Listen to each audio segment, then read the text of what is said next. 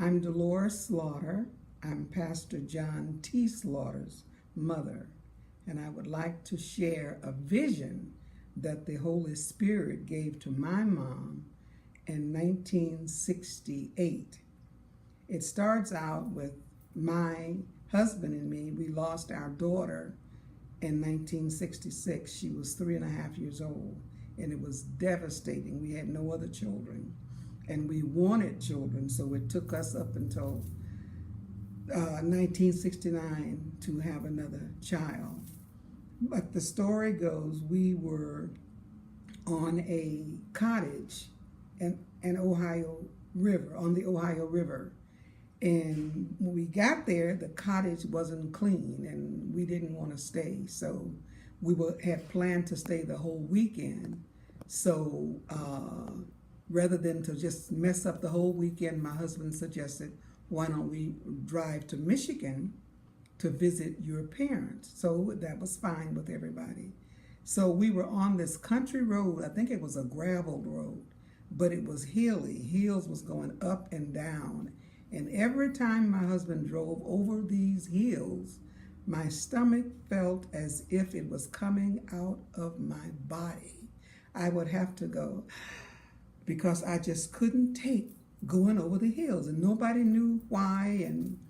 But so we finally got off that road, and then we went on to Michigan, and it was a long, mostly a whole day's drive.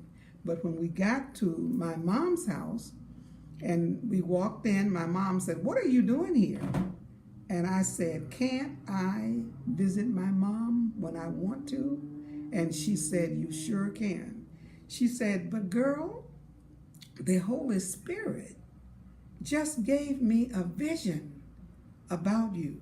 She said, "I was sitting in a chair in the living room and I saw a piece of thread laying on the floor, and it was so perfect. I said, Lord, how can a piece of thread make such a perfect letter J?" And she said, and this is what he said to me. He said, "Dolores," she said, "Girl, he even know your name. Dolores is pregnant, and it's a boy, and tell her to name him John." And I said, "If I'm pregnant, I don't know it.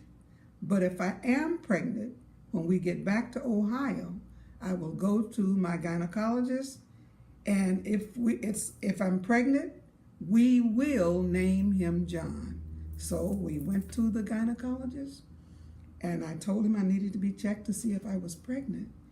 And when he checked me, he said, "Well, you are."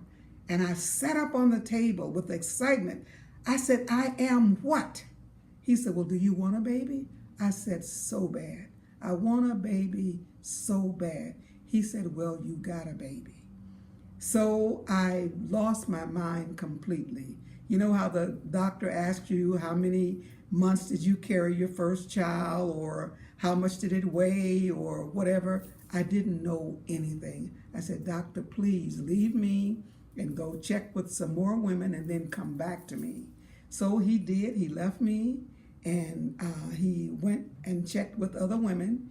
And at that, when he came back to me, I could tell him everything I knew about my first birth, that my baby weighed 6 pounds, 2.5 ounces. I went the whole 9 months, and our head was 19 inches round. All of our children have big heads. And so when we came back, the doctor told me all of that. And then finally, I went in labor.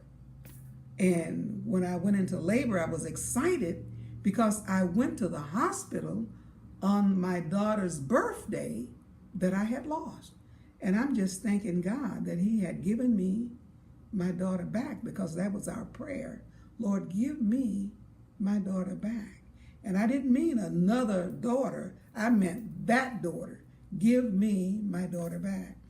So I gave birth, and the baby's head was so big until they had to use forceps to get the baby out. But my husband finally came into the room, And I said, Harry, what was it? What is it? Knowing that he was going to tell me that it was a little girl. But he said, it's a handsome little boy. And I said, oh, and I'm not going to tell you what I said. But, and everybody laughed about that now. And they said, how does John feel when you said you were disappointed in the name and the baby? And I said, he laughs about it because he knows he is so loved. And I gave birth and brought him home. And it was something about him in the hospital. He would look dead in your eyes without blinking an eye. He looked at me with a squint in his eyes and frowns across his forehead because it was like he knew something was out there and he was trying to see what it was. And then we brought him home, and after we got him home, when I would take him to church, and he couldn't stand by himself, he would hold my knees and I would hold his hands, but he had to stand up on the floor. And my mom always said he wanted to stand up in the church because that's that preacher in him. She always said that God wanted him to preach the word, but I never would let her tell him that, because if he needed to preach the word, I wanted God to speak to him and tell him that he needed to preach the gospel. So one day when he was up at Ohio State, before he left home going to Ohio State, I said, John, one day you're going to be known as John, not Todd.